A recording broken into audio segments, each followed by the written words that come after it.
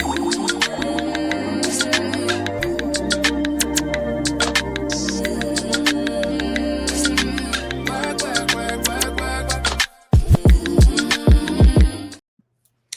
you guys. Welcome to a new episode of Too Much with Shey and Becca.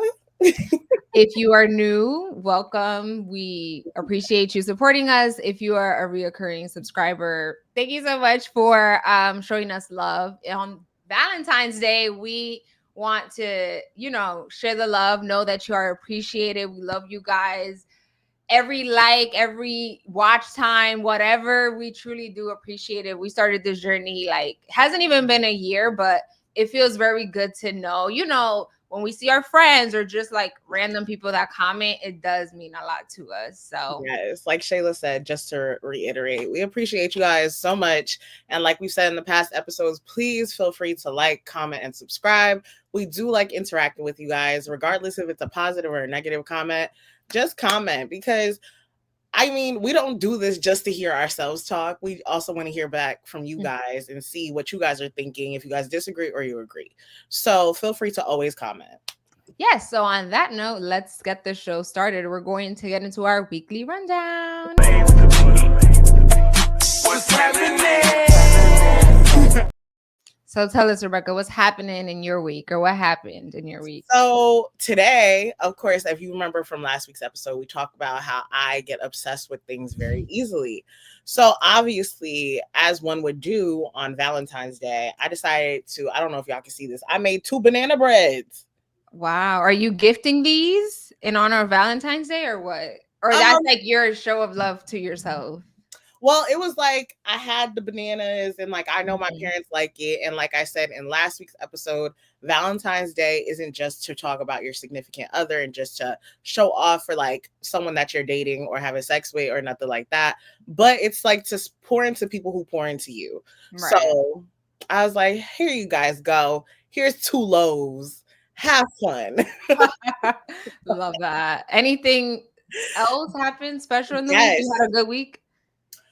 This week was okay. I'm finally not sick. You guys can hear I'm not nasally or congested anymore. I did make a note of something I wanted to mention. Let me see what I wanted to mention really quickly. Oh, yes. So TikTok is very interesting because TikTok will really make you sit there and think that you understand yourself better without having to pay for a therapy session, right? So there's a lot of things that I realize about myself that I see other people talk about and then see people comment where I'm just like, wow, I'm not alone, right? So one of the things that I recently saw on TikTok was a video where this guy basically said, like, he doesn't miss people. And like, I felt that because like, I feel like a lot of times when people tell me like, oh, I miss you, I'm like, oh, I miss you too. But it's more like I feel inclined to say I miss you too, but I really don't feel that. And so in the comments that I'm reading, people are like, I don't know if y'all know this, but I have self-diagnosed myself with ADHD. Like, I feel like I do have it. I show the symptoms. I've just never been officially diagnosed. Right, officially diagnosed. So they were saying like that's a lot of things where like people who do have ADHD, like that's something that they go through, like, and it's called object permanence. Yeah, object permanence. And basically it's where like because those people aren't in front of you or around you 24/7, you don't even like think like I miss their presence kind of vibe. And I felt that. And I always thought that I was crazy. And I was like, am I just like cuckoo for Cocoa Puffs? Like, I don't be missing people. When people tell me they miss me, I just feel like, oh, I miss you too. But well, on this day of love, we're going to talk about how we do miss people and how we love others. Of course. Doesn't mean I don't love you. It's just that I don't be, I don't miss. Okay. Well, comment down below if you can relate to what Rebecca's saying. So for me, I have a new artist obsession. Not really obsession, but I just got put on to Leon Thomas. I know he's been around for a long time. Mr. Victorious. Mr. Victorious? I don't know. It might be. I haven't heard that song. You've never watched Victorious? I don't think he was in I don't think that Leon Thompson? Thomas? Let me finish what I'm saying. So I am obsessed with the song Mutt. If you know, it's like na na na na na na na. I'm a dog, I'm a man. Yeah, that is him. He was on. Girl, victorious. Okay, well, I know him for this song. You're a stand for that man. I'm a stan. No, we are stand. Like, we stand him. Oh, okay. Well, you know, I'm always late to the party. So I was just put on to him and I'm obsessed with that song. And I love that.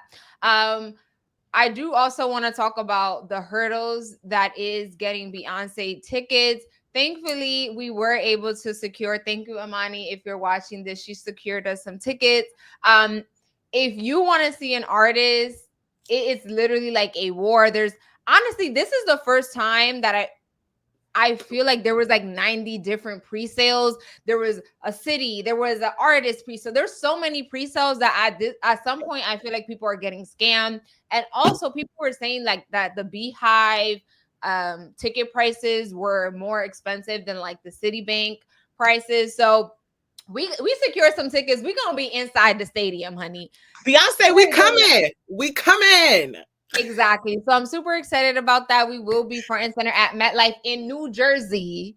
Forget what the board says or the pamphlet says is New York dates, honey. It's Jersey dates. Get it, get it together. Next. This is the thing that I was gonna tell Rebecca, but I didn't tell her because I wanted to get her reaction. So we're gonna talk about dish soap. Okay. You guys know I'm obsessed with Costco. And so usually I use this brand. What's it called? Palm olive.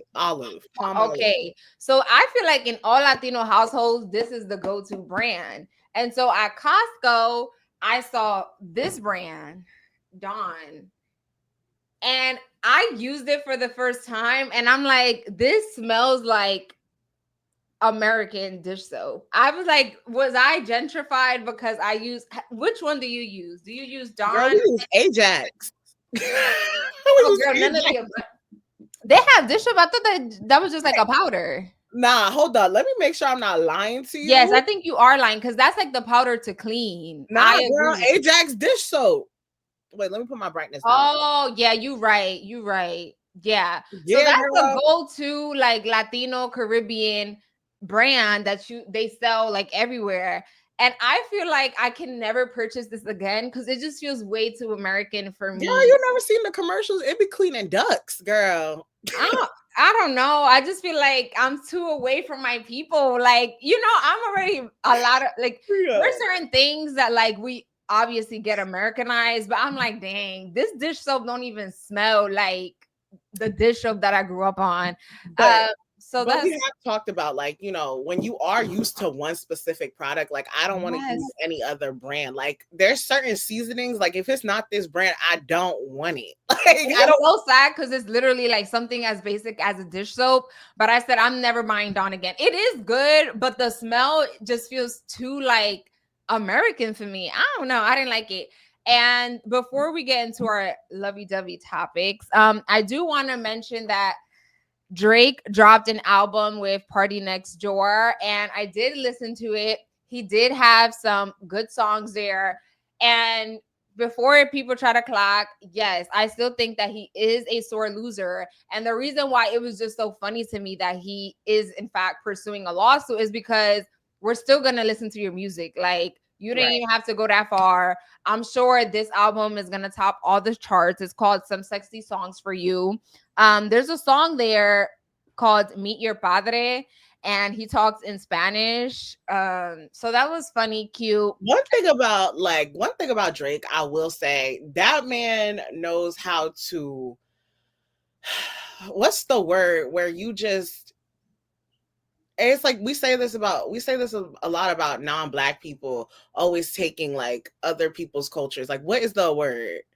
Appropriation? Cultural appropriation? Yeah, appropriate. Like, I feel like he appropriates a lot. He has a song like with Romeo Santos or whatever. This song features like a Mexican artist. It gives like mariachi vibes. So I can't lie. There was a few songs that I will be adding to my playlist. Give Me a Hug? Yes, that's where he actually discusses the whole beef or whatever. He doesn't name no names, But at this point, it's like, I think But we should have just did it because you filed the lawsuit. And at this point, I don't even want to hear you mention anything about anything, because you know what I'm saying? Like, you took it out of the streets and out of the music and you took it to the courts. So at this point, it's like, no one's gonna But take my you whole thing serious. is the fact that he said he's like, I'm not worried about rap beef. I'm trying to make like good music or like no, make a party like party songs, party anthem or something like that. And I was like, Drake, Audrey, whatever your name is. Let Yeah, it I can't go. take that serious. I can't take you serious. And the last thing I also want to mention, that Sam Smith also dropped a song, and it's so super cute. I love emotional lovey-dovey music. It's called Love is a Stillness, and it kind of sounds like his original music that gives Adele and like Love is a Stillness. So if you haven't heard it, go out and listen to it. This just brought up like, we talking about the love music and stuff like that, but like I want to talk a little bit about the alternative. Like, what's your favorite heartbreak song? Oh my god, there's so many. I don't Girl. I remember when I first went through my first heartbreak.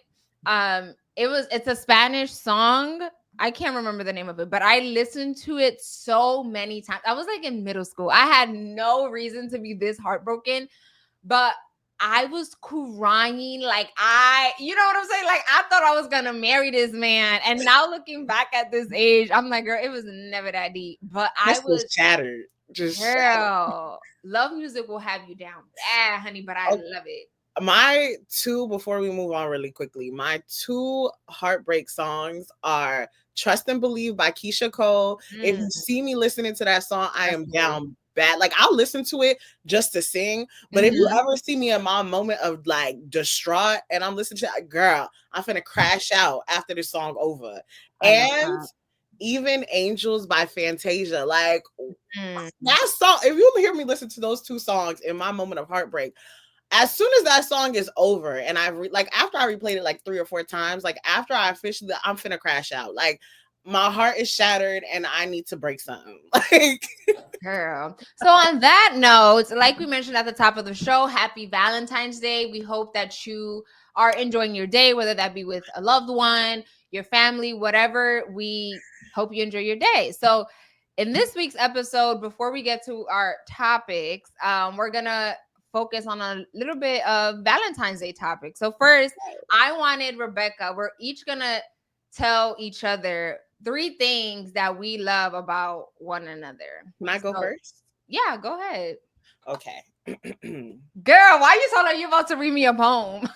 Imagine roses are red, violets are blue. Taylor, you just Girl. put a smile on my face. No, but honestly, Shayla, what I love about you, right? Ever since I've met you in college, right? I just feel like you have shown like me how like strong of a person you are, but also how loyal you are. Like, I love your loyalty. Like, I feel like I never question which way you're gonna sway with me because I know you're gonna stand 10 toes and 10 fingers behind me. I love that. Right.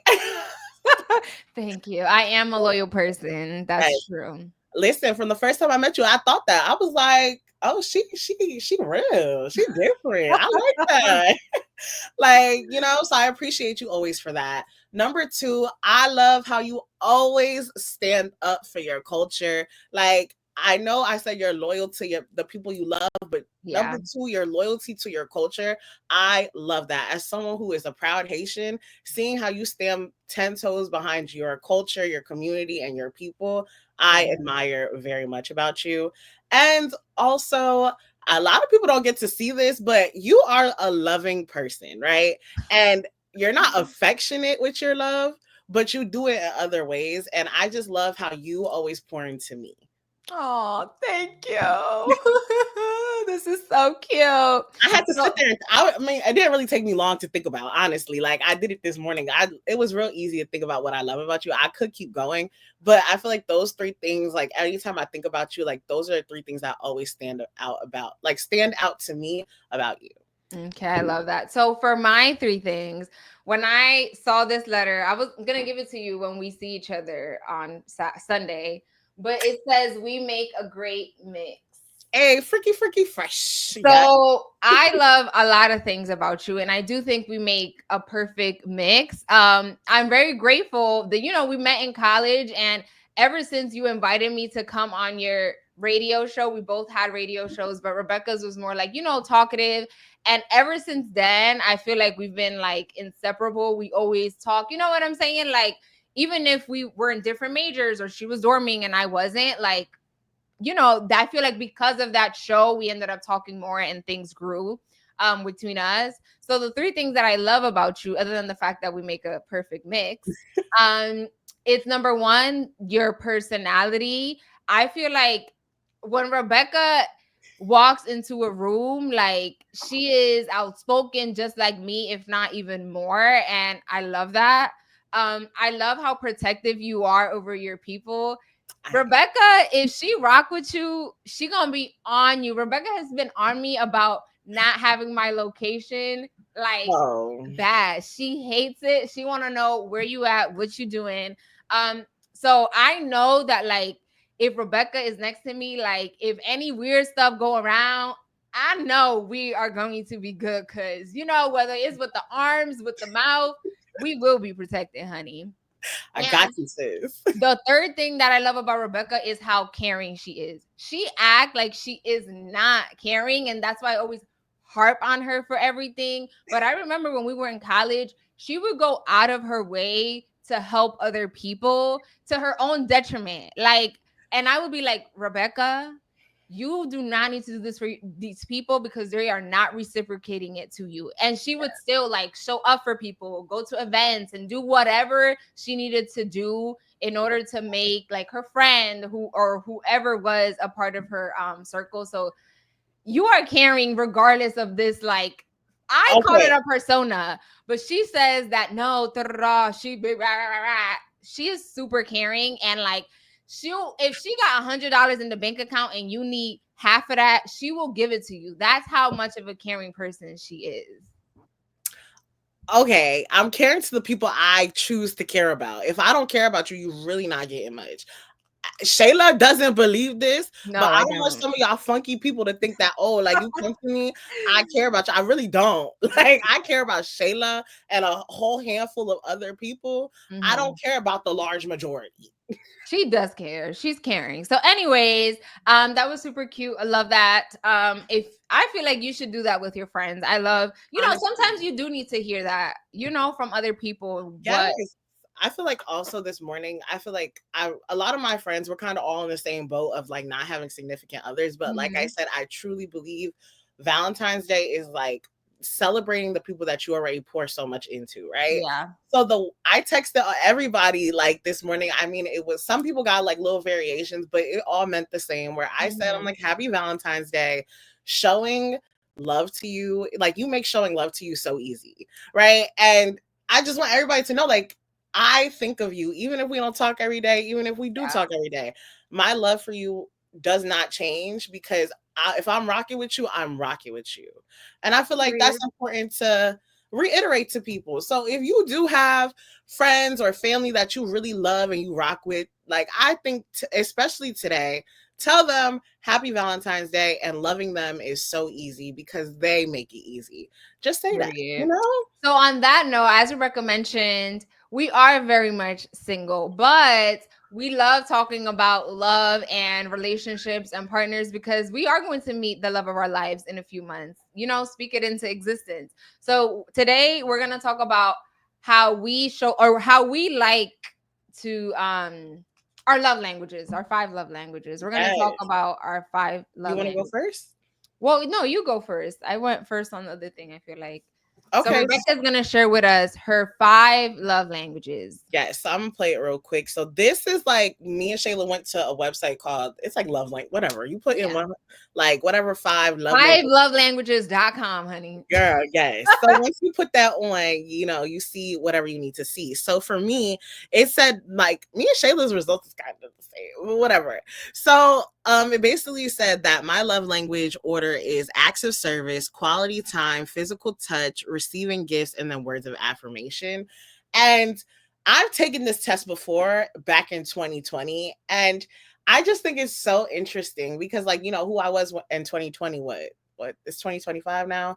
I was 21 around that time, and Mhm. now as a 26-year-old, it's like you know, things do change. So I did find my results from 2020, and I Mhm. wanted to show you guys that too. So in my list, it says quality time, acts of service, physical touch, receiving gifts, and words of affirmation. So it switched a little bit in terms of like my number one and my number two. So now for me, it's more acts of service than like quality time and then physical touch. But my bottom two have always been receiving gifts and words of affirmation. I know, like when Shayla was telling me what she loves about me, like I don't know if y'all noticed, like I get uncomfortable when Mhm. people like give their affection to me in words. And like even buying me stuff makes me very, very uncomfortable. Like I just be like, oh, thanks. Like I will get it myself, but the fact that you went out of your way to get me something, yes, I appreciate, but I get very uncomfortable. Mhm.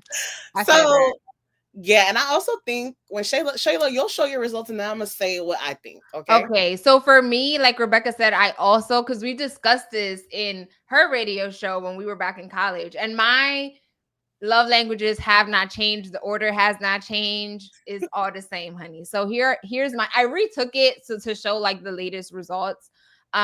So mine are number one, acts of service, two, quality time, three, words of affirmation, four, physical touch, and five, receiving gifts. So for me, and I think this also dates back to like how we were raised. I feel like because I had to I don't want to call it a burden, but because I always had to be the one to do stuff and like think about the ideas and figure out how to get stuff done, like it feels like a weight is lifted off when someone just does something for me. Like, well, if you have to reach out to me to ask me, do you want me to do it? Me being me, I'm like, oh no, it's fine. Like, just be like, hey, I did X, Y, and Z for me. Cause I feel like I see what people need, right? Like, for instance, sometimes Rebecca has events like right after the show, right? And if she's like busy and can't do something, like, I'll just be like, okay, girl, no, don't worry about it. Like, I got it. That is better than me being like, oh, hey, do you think you need help with this when I already see that you obviously need help with it? Cause she's gonna be like, no. So that is like, you know what I'm saying? I find that so attractive, like in a relationship. Like, I don't care if my man has money, because I'm very grateful and thankful that, like, first of all, I'm very minimalistic. I don't need a lot of money, but I have enough to give me what I want. So what I would love, if you know, you pick me up or you take the initiative to like help me with whatever, like those are the things that will make me fall in love with you. Not you buying me a bouquet of flowers or even a car. Don't buy me nothing. Do stuff for me.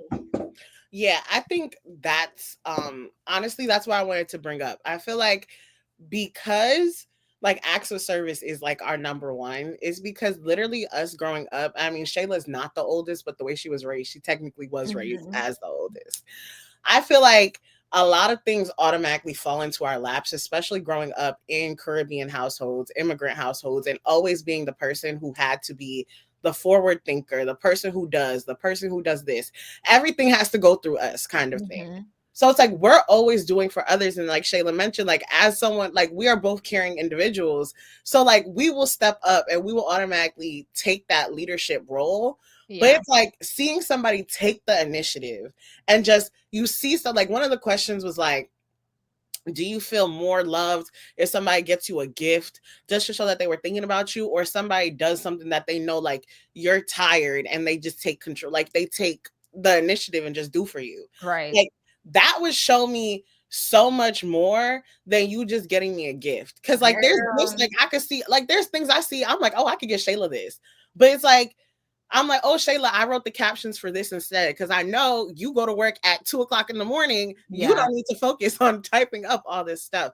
It's just like, you know, being a forward thinker and doing things intentionally just to help somebody else out, because I know I go out of my way for people. I know Shayla does. And as people who automatically always go out of their way for people and give service to others, it's nice Mhm. when people give service to us. It feels so good. Like, honestly, and again, I think it's, if you haven't taken this test, I think you should, because you know, for some people that is not the truth, right? Like they prefer you buy them a gift. You know, if you go out somewhere, that you always come home with like an item for them, and that will make them feel loved. So I think it's very important that if you are in a relationship, take this test, right? Because again, I think sometimes we try to force our love language into other people, and that's why probably you guys are not connecting, right? Because what if for your partner their love language is gift giving or like receiving gifts? What if their love language is just like quality time or physical touch?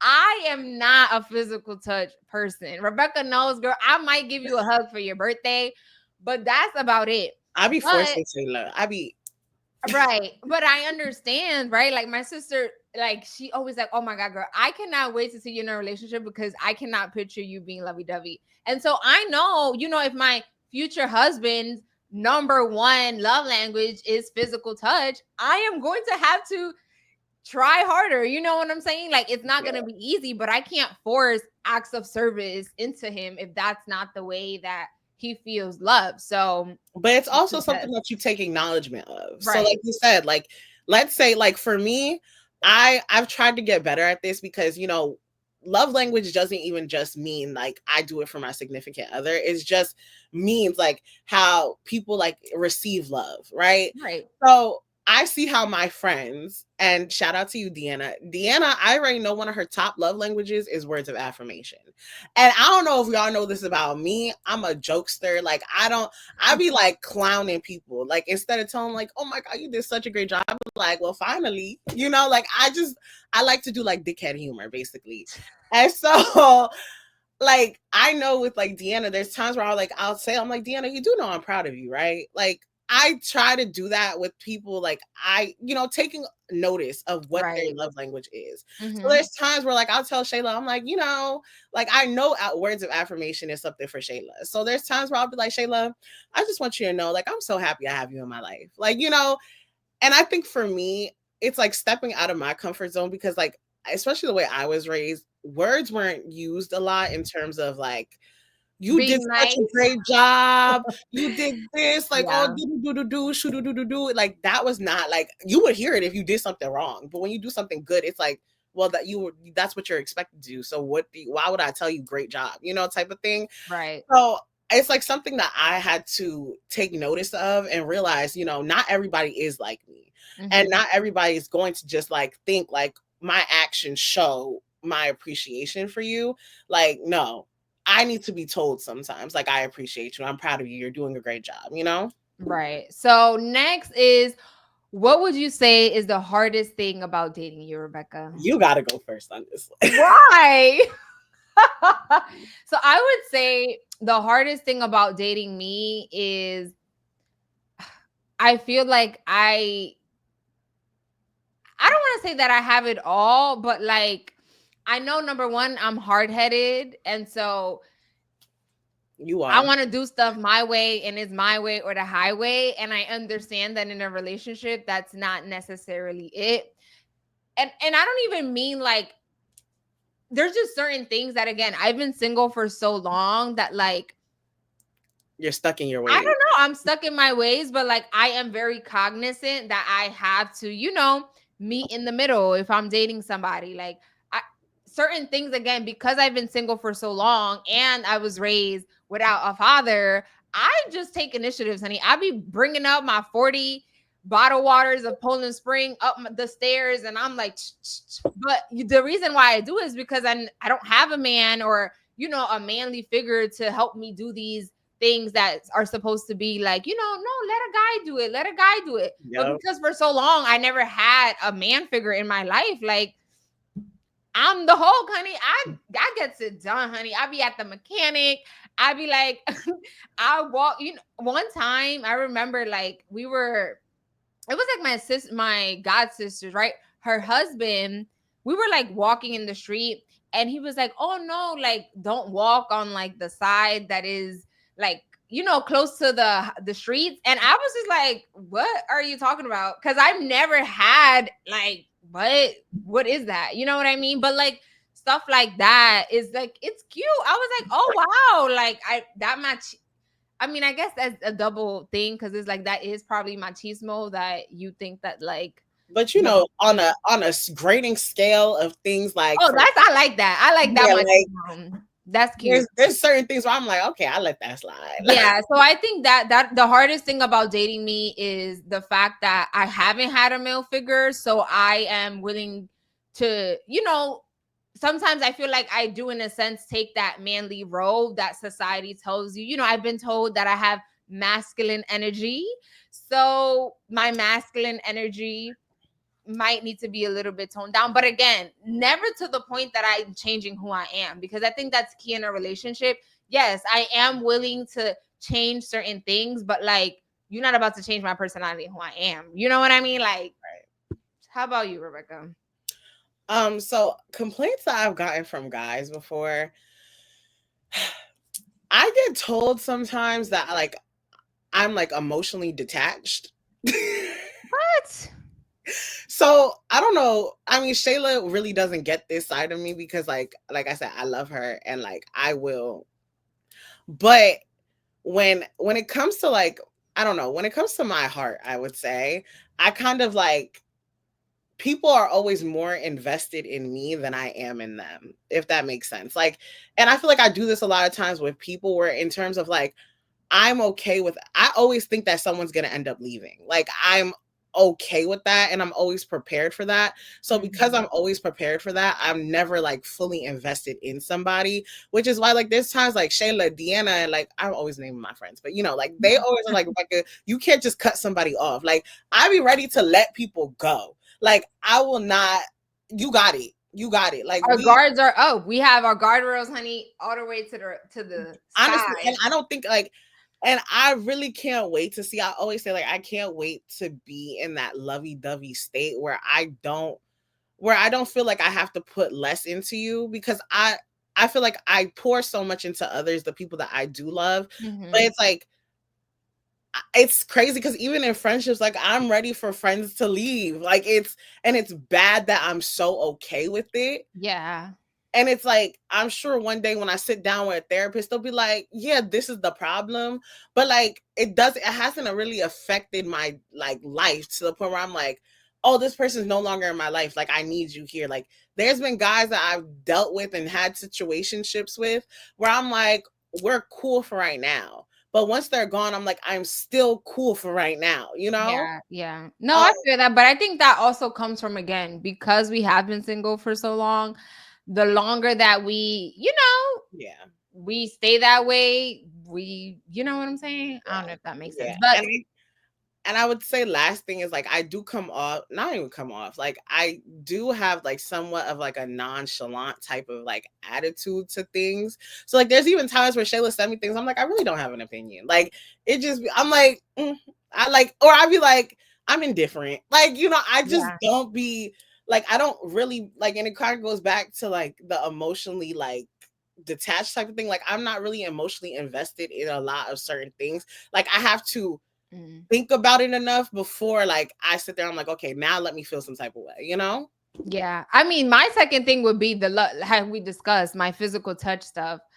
Girl, I know I'm not, but the thing is, I feel like because I show love other ways, like don't get it twisted. I might not be kissing up on you all the time, but I will cook for you. I'll make sure, like, if I see there's something missing near you, you know what I'm saying? Like, I'll buy it for you. Like, I'll make sure you good. I'm just not lovey dovey. But I know men, a majority of them are big into physical touch. So Where I he at? feel like the main thing is being aware of it. You know what I mean? Where he at? Bring him my way. I love like I know certain levels of PDA is like real like crazy. Like you not tugging me down in front of everybody. But Right. a little peck, a little handhold, a little arm on the shoulder, or like I love a good hug. Like just hold me. Oh, Period. So, on that note, if you haven't noticed already, we are not going to talk about news. I feel like today is Valentine's Day. It's a day of love. And I think moving forward, the way life has been going, we are going to be covering dark stuff for the next 4 years. So, the news is a lot, but we don't want to talk about President Donald Trump every episode. The man is now talking about imposing reciprocal tariffs. He talking about the US is gonna take over Gaza. RFK Jr. was confirmed as Trump's Secretary of Health. If TikTok is back in the App Store after I did it illegally. Yeah, if you recall, RFK Jr. Is a vaccine denier, but then during his hearings, he said that his own kids have been vaccinated. New York Governor Eric Adams' corruption charges were dropped as soon as Trump's leadership took over. What's happening in New York City is real fishy. They said, oh yeah, we have to drop his charges because he needs to enforce our ICE raids, and he also needs to focus on rerunning. Well, that doesn't he's still whatever. That is insane. Like we mentioned last week, Jersey governor's race is happening. And yeah, there's so much. But today we are choosing love because for the next 4 years is going to be hate. So on that note, let's go straight to our social corner.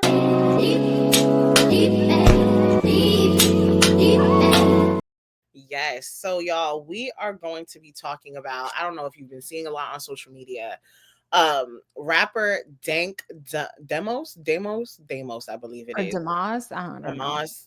We're just gonna call her, like, she calls herself Big Dank, right? So basically, if you don't know a little bit about the story, so the reason why her name really started trending, she is a rapper from Detroit, and I'm assuming she's bigger out there. I never heard of her before this incident, but there was an incident basically where she said that she was going to a football watch party for, I believe, for the Detroit Lions that was happening at her cousin's house. So to get there, she was going to Uber. So when she got outside after requesting the Uber, she said, I thought it was a Lyft. Lyft. I'm so sorry. Uber, don't. Girl, we don't want to drag the wrong people, honey. Right. I'm sorry. Flag on the play. Real is back in. So, like I said, she was going to Big Dank was going to a football party at her cousin's house. This is what she's saying. And when she was going, she requested a Lyft ride to go get there. So once she got outside, she said the Lyft driver kind of made a face, like I guess a stunned face or like a surprise face, and like he locked the doors on her. And basically his reasoning for that is to say that she is too big to get in his car. I'm paraphrasing, but basically that's what it ultimately was, right? So she pulled out her camera and started recording like the exchange because she's like, this is like just crazy to me. Like, this is wild. So that's happened. And she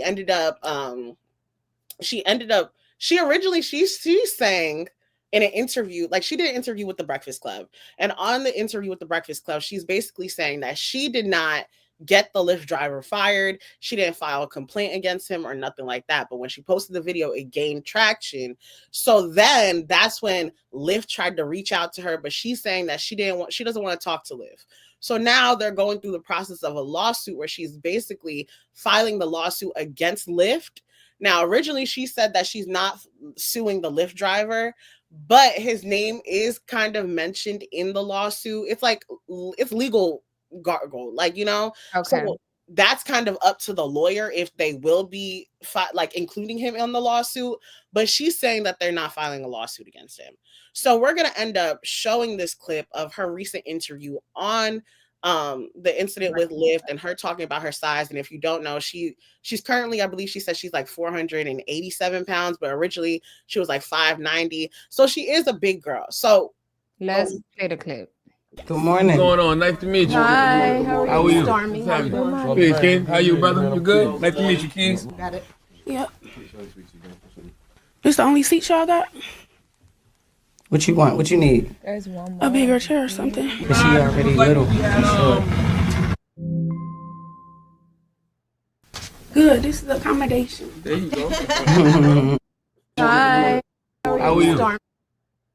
At work. I'm not. You good? Good morning. What's going on? We had That's what I'm talking about. Good. This is the accommodation. There you go. You know, you walked in and, you know, you said the chair was too small, so we had to bring the part of the sectional for you to sit in. And you said something. You said, now this is what I'm talking about, accommodations, right? Yes. But we live in a world that's not always going to be able to accommodate people that are plus size. But we should, though. We should, because we not all the same, you know? I feel like we should. Like, why not? I feel like a lot of times people think that bigger people, obese, the F word people should just be in a house. When it's like, The we F not. word? Okay, so that's a part of it. If you heard her say the F word, she says in that interview that she does not, like in her house, in her life, she does not like to use the word fat. Yeah. Well, for this purpose of we will be talking using the word fat. Okay. Right, but I'm just saying, like, Yeah. if they think the F word usually is like a curse word, but she says the F word as in fat. But go ahead, Rebecca. So I've been seeing a lot on TikTok about people like talking about this interview and like people talking about the lawsuit and everything in general. So one of the things I've seen people saying on TikTok is that she came in there like real rude, like y'all don't got a big chair and stuff like that. But if you watch the full interview, they kind of acknowledged how they did talk about the original lawsuit before Dank even sat down for an interview. And of course, like, you know, Charlamagne, he like, as someone who's a part of the dickhead community, like he makes jokes and stuff like that. So they obviously made jokes about like her weight and things like that and like laughed and, you know, everything. So I feel like people are saying that she didn't even say please when she got the chair and stuff like that. But like, if you know that people were clowning you or kind of like making fun of you, when you approach a location where they're going to be at, are you not going to be standoffish kind of, or like seem like a little like distant? Do you get what I mean? Yeah, I understand what you mean. So like when people are saying like, oh, she got to pick a struggle, like you can't be big and rude. It's like, if you watch the full interview, after like the ice kind of broke down and like, you know, they acknowledged everything, like she was laughing, they were laughing, like the conversation kind of started going like, you know, back for back and like kind of going a normal conversation. So like when people, like if you watch the full interview, I feel like people only watch that one clip where they pulled out this, like they pulled the sectional over and stuff like that. And like, that's when people are like, oh, she's just rude, like pick a struggle, like you can't be big and rude. And it's like, what are y'all even talking about? So how do you feel about this whole, because I think in the clip, we didn't show this in this particular one, but she said like people need to be accommodating to us, like people are accommodating to the LGBTQ plus community. And some people took that as like they didn't like that she said that. So how do you feel about this? You know what she said, like people need to be accommodating for people of all shapes, not just the skinny people. Right. So I feel like if I've said this once, I've said it twice, 3 times, and 17 other billion times. I've been plus size my whole life. I've been called fat. I've been called big mama. I've been called every name in the book. Like, as someone who's literally grew up like always being the bigger person in most groups, like I get my way from my father. Like I just get it from I get it from him. So my thing, when I listen to her say that, it's one of those things where it's like, I get the point you were trying to make. I just don't feel like the comparison was the right one. You know? So it's like, I get being plus size, being big, like, you know, for a while, a lot of things did not cater to plus size people, big people, obese people. Like there were not things that catered to them. Right.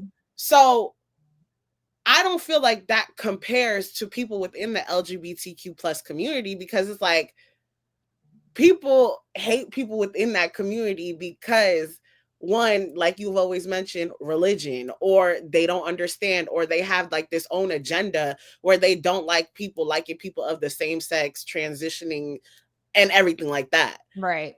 That has nothing to do with you being big.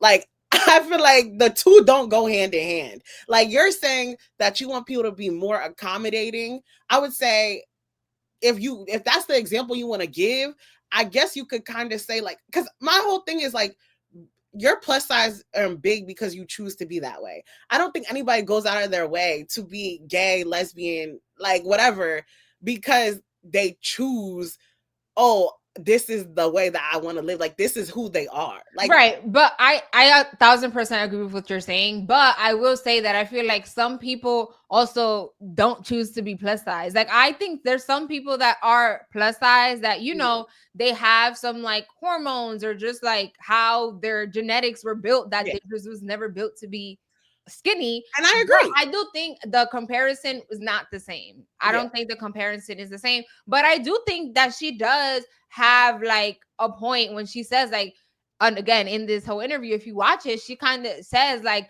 I think people have this misconception that like people that are overweight shouldn't be outside, right? Like, regardless of what you do, people still got a problem. If you are at home on the couch, it's like, oh, get your big ass up, right? But then if you outside, people looking at you like you an alien. So it's like there is no middle ground. And I do think that, like, you know what I'm saying? Like, I have always been self-conscious about my weight. Yes, now, you know, like I feel more confident, but it's been years at the gym of whatever. But you know, I don't have the confidence that like Rebecca has. I like had to work to get my confidence. And so like I completely understand what she's saying. Like, I think people that are a part of the plus size community are looked at as less than, especially like I watch Jemima, she's a YouTuber, and she talks about like when she goes to the doctor, she sometimes doesn't even feel comfortable because if she says anything of like something hurts or she has XYZ, they always want to bring it back to, oh, your weight, your weight, your weight. And okay, maybe yes, if you lose weight, things will get better, but it's like, you know, like everything doesn't have to come back to your weight. And I think, again, as like producers, right, like if I see that she is coming into our show and what she is coming here to talk about, yes, she's a Detroit rapper, whatever, but also the fact that she is suing or was suing or attempted to, whatever the case is, because she felt like the Lyft driver was coming for her, and you know you're having her on your show, why would you not, you know what I'm saying? Like sometimes it takes like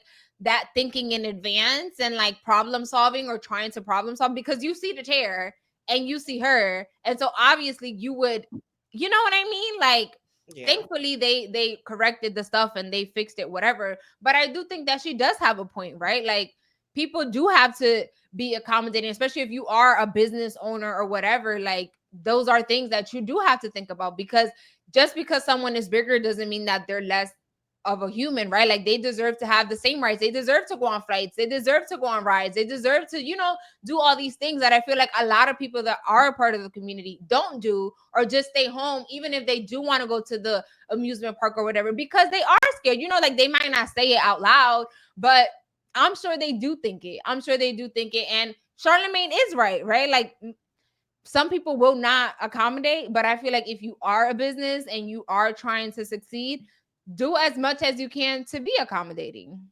So I agree with you. And her stepfather was there also. And like when I first, let me preface this by saying, when I first heard about the whole incident, right? I was like, she like, and it's like, I noticed like terrible, like not terrible, but it's like, Rebecca, how can you say that you're plus size? But it's like, I'm also realistic, right? When I saw her, I'm like, she is type big. Like, like you remember what Petunia looked like? I don't think she would have been able to go in, but she's saying she could fit in any car. But she was also mentioning like the car that she saw for the lift. One of her friends has that same car and she fits in it perfectly fine. Right. So she was saying like she doesn't understand why he wasn't seeing it that way or whatever like that.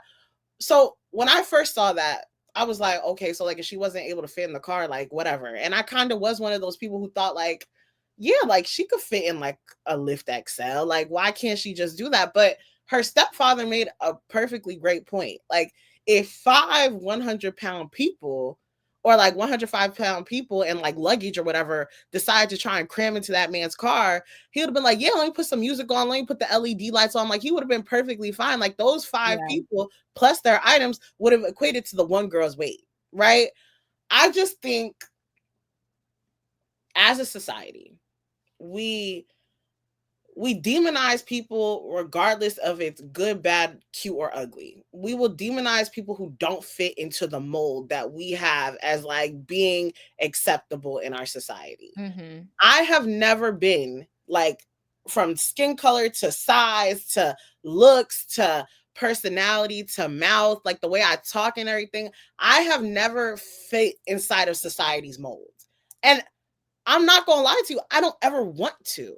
Right. So she talks about how like I've always had that confidence. And the reason why I've always had that confidence is because I've always acknowledged the fact that like there isn't going to be things that accommodate to me, but I'm going to do what I need to do to make sure I'm in the spaces that I feel like I want to be comfortable in. Mm-hmm. Right. So growing up, like a lot of like clothing places did not have clothes for me to fit. Right. I was always like the extra chubby girl, always the extra big girl and stuff like that. So I had to unfortunately wear like clothes from like Kohl's and stuff like that. That I did not. I mean, no hate to Kohl's. If you like Kohl's, you like Kohl's, you know. Shout out to Kohl's for being, inclusive. Okay, but like my mom would always, and like my mom's been skinny her whole life, so like also no hate or shade to her either. But like my mom was like, I really don't know what I'm gonna put you in today, you know? So like I remember going to stores after stores after stores looking for like formal dresses and things like that. Like, and yeah, like that could bring me down and stuff like that. But I ended up finding something, is what I'm trying to get at. So for me, there's so many points that she made where I'm like, I get her. Like, people don't know that I have PCOS. And because when you have PCOS, like you're not able to just get rid of weight like that. Like my hormones don't just allow me to just, like the workout Shayla could do, Shayla could burn 500 calories. For me, I can do that same workout and the calories don't go away from me like that. It's not going to be the same. She mentions that she has a thyroid problem. So because you have a thyroid problem, you're not able to lose weight the same way. So it's like, just because you see a girl who is bigger than you and you see her talking about how places are not accommodating, if you are a size 200 or less and there are always things that fit for you, you don't like, if you don't choose to understand, you don't choose to understand. And people are talking about like, oh, like her asking for a sectional automatically makes the Lyft driver's case. And it's like, I just think, like you said, people are always going to have something to say. But I think to the point that you said, like, oh, you understand that some things are just not going to be accommodating and you adjust. I do think also to the other point of that is like, well, if the plus size women that came before you didn't speak up about the lack. Like, I remember like this TikTok girl that people were trying to come at her because, she would go into these stores and she would clock the tea when there was nothing, that could fit her. Right. But I think if people just refuse to speak out or like, don't do it, then there's never going to be change, right? Like you can't expect something to move if no one is ever like shining a light into it. You know what I'm saying? Like if we never said nothing about like racism or none of that and we just shut up and just did what had to be done, then like sometimes we have to get uncomfortable for things to change. And I feel like for Lyft or just these car services or whatever, maybe because of this, something may change, right? Like, of course, at the end of the day, we do have to be realistic. Maybe there, like certain people aren't gonna fit in a car, but like, if there's something that they can't do, right? What I'm saying, like, or put on in the app, like, here are the cars that are, can fit whatever. Like, you know what I'm saying? Like, just be more aware of it, because just the same thing with like the shut up and dribble vibe, that is never gonna create change. And so I just wanted to mention this really quick point. So I agree with everything you said, and I think in terms of like this lawsuit, I'm not saying I fault the Lyft driver, because if he feels like he was not comfortable driving, like there's times where like Lyft drivers or Uber drivers have canceled rides when they see a certain amount of people, like they don't like drunk people in their cars and stuff like that. So it's just like, it's a level of comfortability. And if, let's say, he didn't feel comfortable driving with her in the car because he didn't feel like his car was suitable or sustainable for that, I can't fault him, right?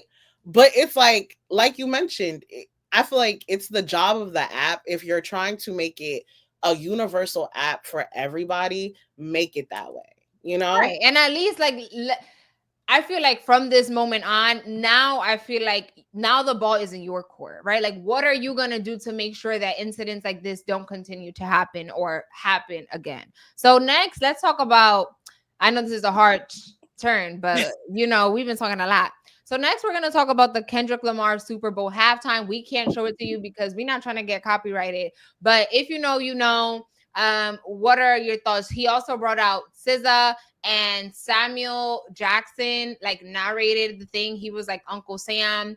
But first, Rebecca, what were your... I want to hear what you say first. Girl, no, clearly you didn't like first last time for me to go. No, I want to hear what you got to say. Okay, fine. So first off, yes, my Kansas City Chiefs lost, but I don't think the Eagles beat the Chiefs. I think the Chiefs let the Eagles beat Girl, that's usually how losses go. Nah, because there ain't no We're way. not gonna talk about them. We not gonna- Congratulations to the Philadelphia Eagles. Let's talk about the halftime. What Shayla said, I guess.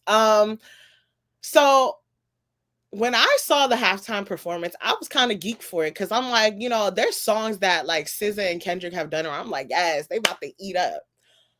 I understand, and I know people are gonna be like, oh, that's so anti-black. Shut up. I give the pettiness and the symbolism within the performance a 9, but I give the actual performance a 5, right? I get Samuel L. Jackson, like, you know, he's supposed to represent like what's the word? Uncle Sam. Uncle Sam, yeah, he's supposed to represent Uncle Sam. I got the like Kendrick showing basically the status of America, like black people are the reason why America is the way it is, like cool, great. I love that. You know, as someone who is, I'm very pro-black and I want black people to always win. I will not sit here and negate the fact that I think that halftime performance was not lackluster to me. Like, I feel like, yes, symbolically, it was amazing. Like, you got the points and everything like that. But performance-wise, it didn't do much for me. I feel like SZA didn't even do that much for me either. I was just like, oh, okay, like, she's gone. And next, like, it just didn't give me what I expected. Like, it just didn't do much for me. Well, what I will say is that you cannot please everyone. At the end of the day, I feel like for the 5 halftime shows that we have had, no one is ever like, you know, there's always the people that hate it and the people that love it. So I feel like as an artist, unfortunately, you are never going to be able to make everyone happy. I say that I liked it. The thing that I liked the most was Samuel Jackson, like doing the narration and like, you know, from song to song. I love that. And I think, like you mentioned, I love being petty. I love the whole idea of, you know, throwing shots at Drake and just like the anticipation. Is he gonna sing the song? Is he not? You know what I'm saying? I feel like if you're not a Kendrick Lamar fan, then you weren't aware of all the beef, then you 1,000% were not going to like it. Did he go out there and dance like he was Shakira? No, because that's not him. That has never been him, right? So I liked it. I like SZA. I don't think that was like her best song ever, but she not the one that, you know, it wasn't her halftime show. She probably is singing the song that Kendrick and his team said, this is the song that you are going to sing. So I liked it. Like I mentioned, you're never going to please anyone, everyone. And at the end of the day, I feel like the main thing for me was he going to sing the song? And he did. And he didn't change the lyrics, the nothing. And I think that was what made it for me. And the symbolism was good, but it wasn't like the best halftime to have ever existed. No, but like, I think it was good. Like, I think it was cool. I think it was fitting everything for Black History Year. I don't like to say month. I think it was fitting for Black History Year. But like I said, like symbolically, I got everything that he was saying, because people are going to be like, oh, you didn't like it because you didn't get it. You did that. No, I got it the first time I saw it. Right. I'm just saying, I thought it didn't it didn't eat down like it thought it was. Like, I mean, I like the fact that he did that in front of Trump, because it's like, you stupid, you know. Girl, Trump was not. He was not understanding nothing. Yeah, the IQ of that man, he probably ain't even get it. Like, he probably really ain't get it. But he's not into hip hop culture, so he does not know. Like, to the people who loved it and the people who like were like, this is what it means, and doing think pieces on it. I'm so glad you felt so inspired and everything. I did not like. I give it a 5. Okay, and that's fine. That's okay. That's the beauty of having our own opinions. So next, I want to talk about LiAngelo Ball and the grimy stuff that he's been on. If you don't know who LiAngelo Ball is, he's a basketball player turned rapper, or he might have been a rapper and then he turned a basketball player, but he's not in the NBA, okay? And he recently has gone viral for his song "I Might Swerve" and the corner. Whoa. And one thing about men, I never want to come for men, because, you know, I think there are amazing men out there, but unfortunately, the few that are bad are the ones that are always covering the headlines. So that's your representation. So he got this bit of fame. Yes, see the thing. This bit of fame, and already decided to leave his baby mother and 2 kids. Okay. So everyone was wondering, like, oh my God, how come this man, like, he's popping off and his baby mother hasn't said anything? You know what I'm saying? Because usually if you guys are together, like, the partner is reposting, supporting. And so this is what Nikki posted on her story. Oh, I thought I had the thing, but I'm gonna read it for you guys because it's not here. So she essentially posted an Insta story, right? This was on Sunday. So this is pretty new, kind of, sort of. She says, I see everyone has been sending me at Gelo cheating on me. I want to clear this up and speak my truth. I am just as surprised as you are. We spent 3.5 years together. And last week, he decided to walk out on his kids and I and tell me he got someone else pregnant, allegedly. And now is creating a new life with her. We were just happy and planning family photos. I am beyond blindsided by this whole thing. The ultimate betrayal is not even the word. My daughter is not even 2 months old, and dealing with this and postpartum is very hard.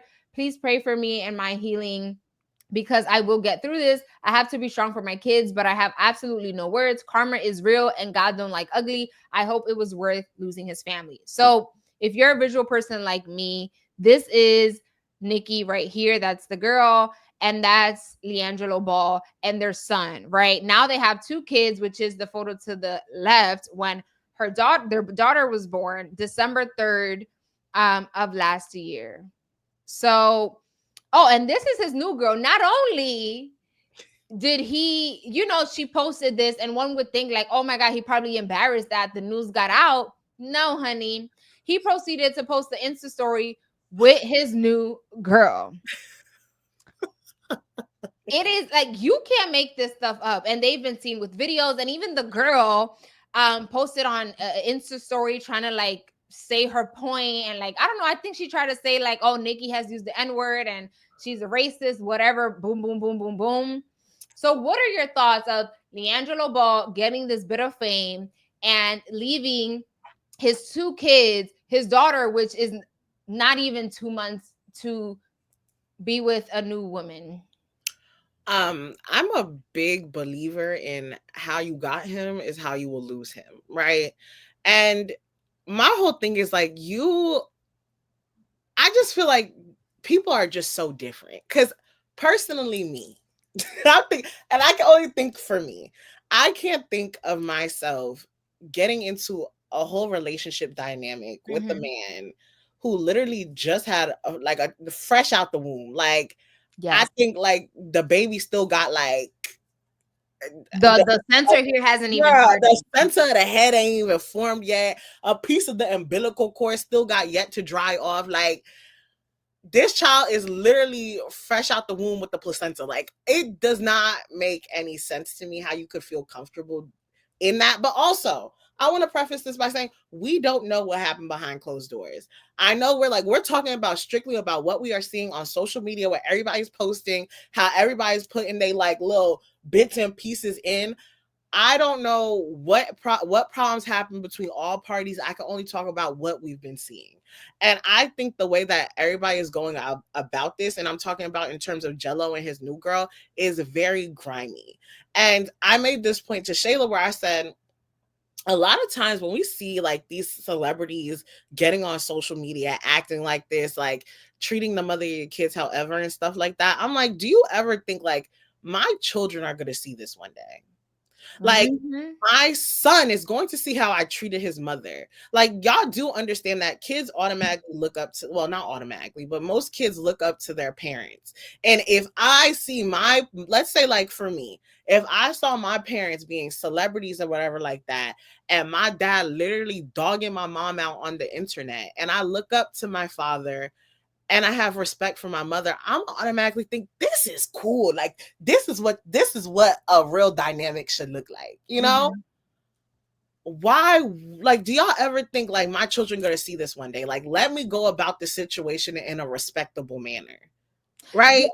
Yeah. For me, I have several things. As you said, we're gonna preface this by saying we only see what what they let us see on social media. But I think at the end of the day, regardless of if there was some crazy moves being done by Nicki behind the scenes, at the end of the day, just have respect. You know what I'm saying? It's okay that you moved on, but for you to proceed and not and post a story about your new girl, you being outside with her, I just think it's like, and for the new girl that she thinks that she's like better now because it's like, haha, you got the two kids and I'm with him now. It's like, you know what I mean? Like, you might think you're doing something, but you really are not doing anything, and you look a mess for thinking that that's okay.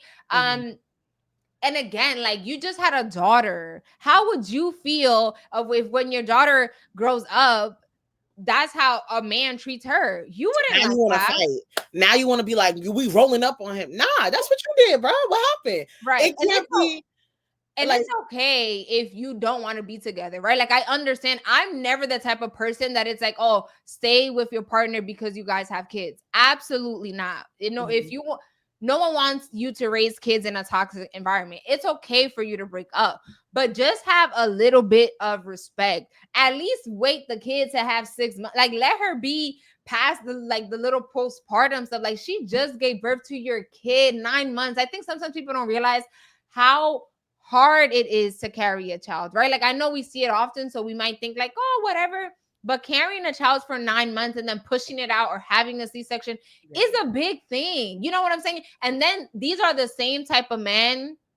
These are the same type of men that when that little girl and that little boy are like 10 years old, he want to be like, oh, those are my kids. Those are my kids. Those are my kids. But he ain't do nothing during the years and months that these kids really needed him, because it's not all about money. Okay, yes, you sending a check, but during those first months, it's not even about the money. It's the presence, the sleepless nights. Like, I don't care how grimy she might have been behind the scenes. At the end of the day, do it for your kids. and like, to your point, especially with postpartum, the reason why people, especially like, I feel like now, especially, people keep like urging, like, you need to make sure that you take care of yourselves, especially those like few months after giving a child, is because how sensitive and how like easy it is to break emotionally and mentally. Like, you are in a very fragile state. Anything could set you off, tick you off, or do anything like that. And I'm not wishing this on nobody. And like, I really hope, like, in terms of those children, that like God really has their hand on them. But like, when we see people, and I'm not making this an excuse, but when we see mothers have like that break after giving a child, it's like, oh, like, why aren't we postpartum is real. Your body is readjusting after having all those different hormones and everything to protect the child and basically carry life into this world. So I just think when you are going about those situations, especially like you say, I don't think that anybody should stay together for the sake of the children. I think you need to learn to coexist for the sake of children, especially if y'all want to have a healthy co-parenting relationship. But if this is how you're going about it now after having the children, to get to that level of, co-parenting is going to take so much time because y'all went about it all wrong to begin with. And like, I don't know if this is true, but I saw somewhere that like Gelo's past ex talked about how like Nicki got Gelo from her. And it's like, it's like a repeat cycle of like, how you got him is how you gonna lose him. It's like, I don't wish this on nobody, but like, at the end of the day, y'all need to understand, you guys need to go into these situations being genuine. And what you allow shows what you will accept.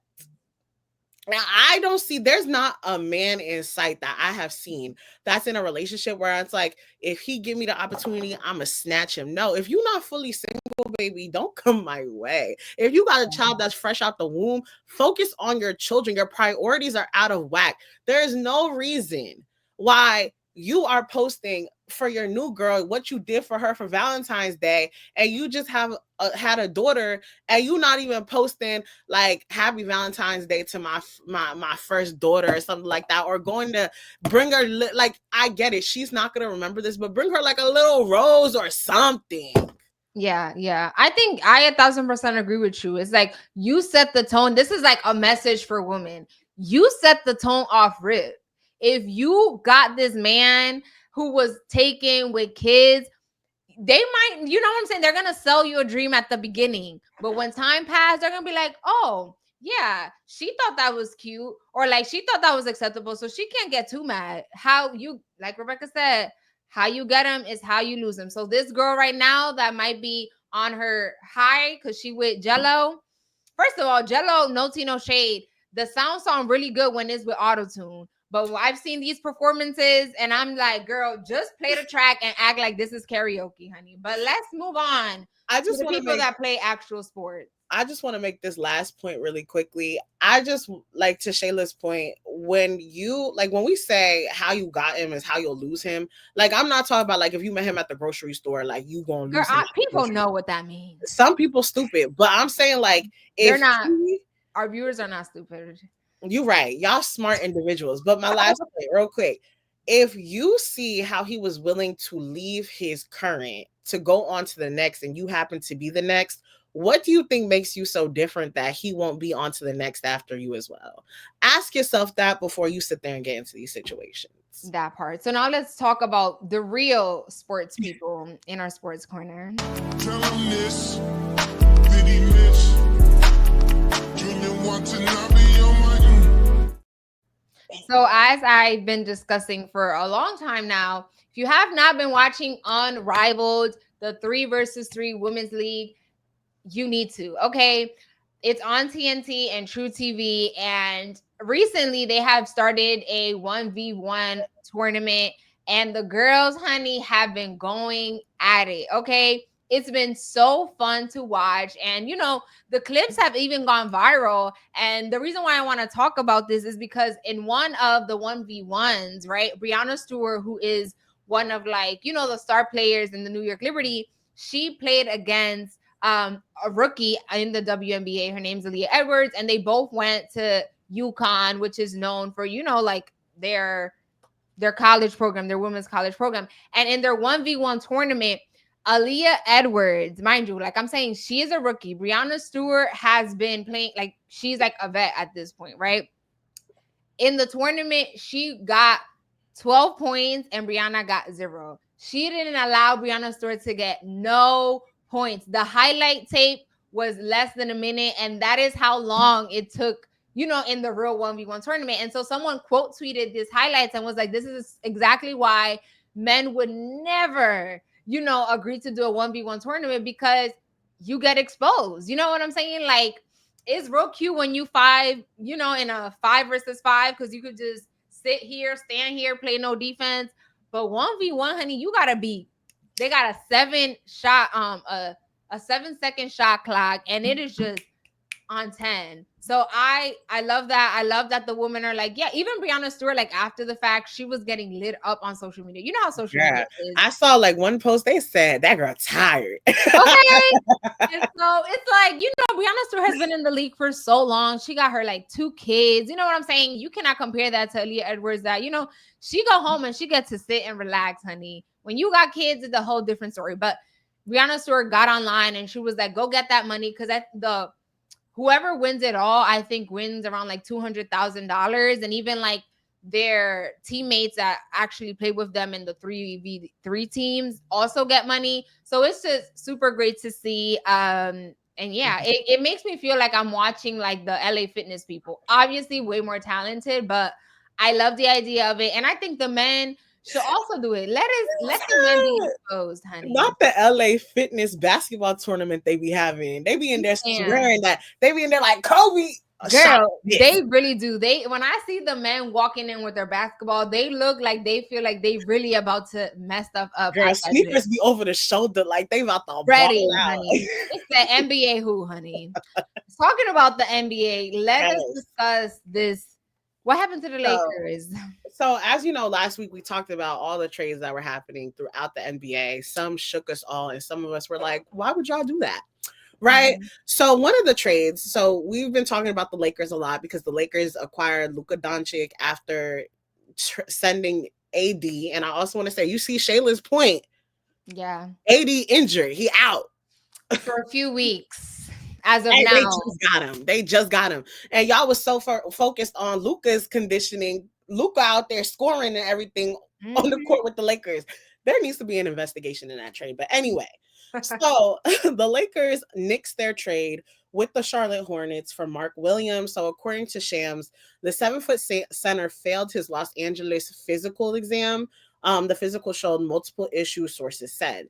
So the original trade for Mark Williams was supposed to be, Mark Williams is with the Charlotte Hornets. They were going to get Dalton Connect along with Cam Reddish and a 2030 pick swap, and the Los Angeles 2031 first round pick, right? But all that is no longer happening. So the question I had for Shayla, because when I saw this, I was just like, that's very awkward. Like when it's like the walk of shame back. It's like, it's not even the walk of shame back. It's like you as the GM, right? So this is the question. How are you explaining to the players that are not going to that team no more that we are so like, we're so happy to have you back? Like, what is your explanation to them? What are you? Well, funny enough, the Charlotte Hornets did try to like cover it up. They were like, they said, their way of saying it in their press release was like that, the Lakers, quote unquote, aggressively pursued Mark, and that the Charlottes had to, quote, make the difficult decision to move him, but there's no girl to welcome him back. I think, and Rob Pelinka is like, well, actually, no, you offered him up to me. So I think if I was the Charlotte Hornets, like GM or whoever makes those decisions, it's like, you should have known. Or if I didn't know, I am going to be blaming the person that knew that the player wasn't going to pass like the physical exams or whatever. You know what I'm saying? Because now you're making me look dumb. And this, like, Mark, was his name's Mark, was his Mark Williams. Right. So Mark was probably like, you know what that is? I'm about to go ahead over there and play with LeBron James and Luka. And then now you're telling me I'm not? Oh, I would be so as the GM. Girl, as the GM, what is your response to the players who are not, like, who were basically giving up in these trades and now is no longer happening? Girl, how are you going to make a cohesive team working environment now that these players know, like, actually, I really ain't want you here. It just so happened that you back. I feel like because a lot of them are, or like the star players were like rookies, I feel like you kind of can't really be mad. Now, if you're talking about, I think the second player that was involved in the trade, Cam Reddish, he's not a rookie. So I feel like Cam Reddish kind of like has a more like upsetting feel. But I think there's nothing that the GM, I don't know. I would say like, I'm so sorry. I thought this was what was going to be best for you, but we're going to make it work again. Like, nothing that you told me is going to work for me. You know what I'm saying? Honestly, if you're a rookie, then like I'll swallow the pill because I'm just happy to be here. But for Cam Reddish, it's like, I feel like role players know too. You know what I'm saying? I think that's what was so shocking about the Luka trade is because role players know their time might be up at any time. When you are like the franchise player, that's when it's kind of like shocking because there's no way. But as a role player, you kind of just gotta be like, oh, I'm glad I'm still part of the NBA, honey. So just don't wave me. I think for me, if I was the GM, I think I would kind of go around the same way. So if I was the GM and I had to give them a response, like let's say I'm the Lakers GM and I got Dalton and Reddish coming back to me, I'd be like, I charged it to the game. It didn't end up working out. Welcome back to the team. I hope this works out this time. That's honestly what I would say. Like, what else can you say? You can't lie. But the reports are all out. It's there. You can't lie. It's like if you choose not to play, you'll just be back on the chopping block. So if you really want to stay here, work your hardest and show me that you really want to be here. And I won't have to make the business decision of maybe next time I won't include you in the trade if you play better. Imagine if someone said that out my heart with. So on that point, let's go into our wind down question.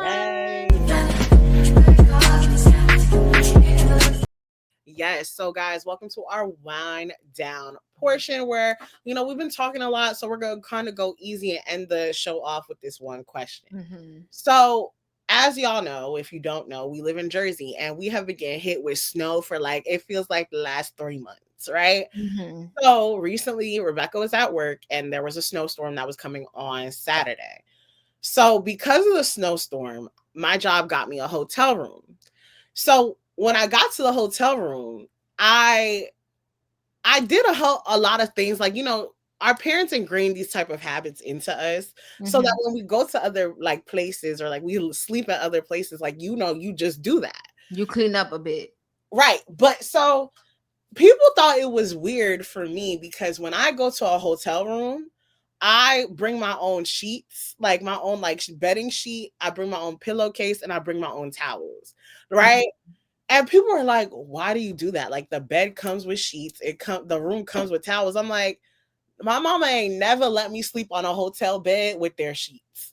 So my Mhm. question to you is, what is your hotel etiquette? So I definitely do not bring bed sheets. I don't do that. I think the thing that I do bring is my like a pillow thing, a pillowcase, and that's mainly because I obsess over my curly hair and my hair and my hair and my hair. And also a pillowcase is something that's easy to put, everywhere or bring with me. So I would say a pillowcase. And also when I do arrive places, I clean up, whether that's like with wipes or hand sanitizer, whatever I have, I kind of clean over the areas that I'm going to be sitting on, like, the little lamp, whatever, like those areas I make sure that I clean up, and I settle in a bit, right? Like, again, like in the bathroom, I make sure I clean up where I'm going to put my toothbrush and stuff like that. But I definitely do not bring bed sheets or towels. My main thing is my pillowcase and cleaning up the areas that I'm going to be touching on often. And usually I take off like the big heavy thing because I feel like that they don't really clean. I think the bed sheets that they do. So I don't use the big thing. I just use like the other sheets that they have there. So, see, in my suitcase, I had But if you're traveling, you're not gonna do that. You did it because you were still in Jersey. okay, yes, I was still in Jersey. I get that. But I bring, like, I'm not talking about I bring like this huge like A comforter. No, I bring like one of the thin sheets and I put it over like the part with the heavy sheets, that I like, the large comforter that they have. Okay. And then I bring like, and that's flat, and I bring a pillowcase. And then I also brought a blanket with me that I already had in the car. So I just kind of carried that under my shoulders. But like, yeah. And I bring my own towel, and I bring my own, like, people talk about they use like the hotel body wash and stuff. I bring my own body wash too. And I clean up. I be spraying everything down with this little travel size Lysol. I be I do definitely bring my own, like, I'm a big bar soap person. So I bring my own bar soap. And again, I'm obsessive with my hair. I'm very like minimalistic with certain stuff, but when it comes to my hair, I need my product. And so, but my question is, like, we're about to go on our cruise to the Bahamas. So are you going to be bringing all these items for there too? Because you're bringing a carry-on. So space is limited. I'm for sure bringing my own towel. I brought, like, I don't have a towel that's going, like, it's not going to be like a huge towel, but it's going to be a towel that Okay. I'll bring like a thin sheet, and I'll bring a thin pillowcase, because that's honestly, it's real flat. It's barely going to take up space. Okay. And yeah, I'm gonna bring my travel size body wash and face wash and everything like that. That's like, of course. And I'm gonna bring up my little travel size Lysol and spray the room down, because I don't trust people. I don't trust how people clean. I barely trust how they cook. So yeah. But also, that's I feel like there's stuff going around too. Like, people are being extra sick. And also on a cruise, I'm scared, but I'm trying to not give it any thought. I'm going to be healthy, and I'm going to bring, all my little Mucinex just in case, honey, because we don't know. But anyways, thank you guys so much for watching. If you made it this far, you a real one. And if you made it this far, comment a little heart. We want yellow hearts in the chat, in the comments. Okay. No, pink hearts. Do pink hearts. Girl, all right. Pink for Rebecca and yellow for Shayla. And also, let us know if any of the topics that we talked about, if like you have any comments to it. So that's either anything in our social corner, sports corner, or anything for Valentine's Day. If you did get any Valentine's gift, definitely let us know, because even though I don't got a Valentine, I'm happy for you if you do have one. And if you don't have one, me and Shayla will be your Valentine, because we love y'all. So thank y'all for watching. Don't forget to like, comment, and subscribe. And also follow us on Instagram, Twitter, not Twitter, stop lying, Threads, TikTok, and don't forget to subscribe. And it's too much SB. And All that's right. it. See you guys next Friday. Bye.